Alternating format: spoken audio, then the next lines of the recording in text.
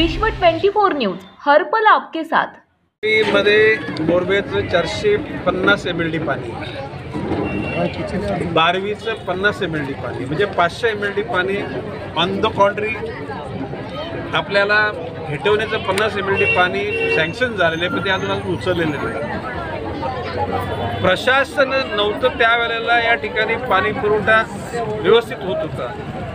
प्रशासन आल्यापासून प्रशासनावर काही लोकांनी दबाव टाकला आणि नवी मुंबईमध्ये जे MIDCचं पाणी 50 mld येत होतं त्याच्यातलं फक्त 10 mld पाणी येतं ॲव्हरेज।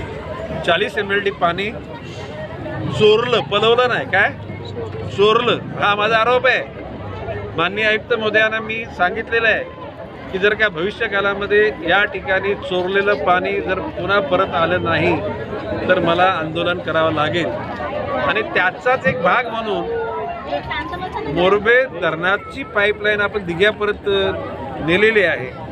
तर MIDC भागातली जी गाव आणि झोपडपट्ट्यांना MIDCच्या पाण्यावर अवलंबून राहावं लागत होतं आणि मोरबे धरणाचं पाणी आपल्या हक्काचं असताना आपल्याच लोकांना ते पाणी मिळत नव्हतं। म्हणून MIDCचं पाणी आणि मोरबे धरणाचं पाणी याची एकूण सांगड घालून या झोपडपट्टीवासियांना पाण्यासाठी ताणलेलं राहावं लागणार नाही याची खातरजमा करण्याची भूमिका आम्ही घेतलेली आहे। आता श्रमिक नगर हा शशिकांत पावनागाव, श्रमिक नगर, तसा इंदिरानगर सुद्धा शशिकांत भोईरांच्या पूर्वीच्या वॉर्डमध्ये होता आणि या सर्व भागाची जबाबदारी शशिकांतला मी दिलेली आहे आणि शशिकांत त्या अनुषंगानं पत्रव्यवहार करतोय। आपण महापालिकेच्या दररोज नेहमीच्या मीटिंगमध्ये आपण त्याचा उल्लेख करतोय।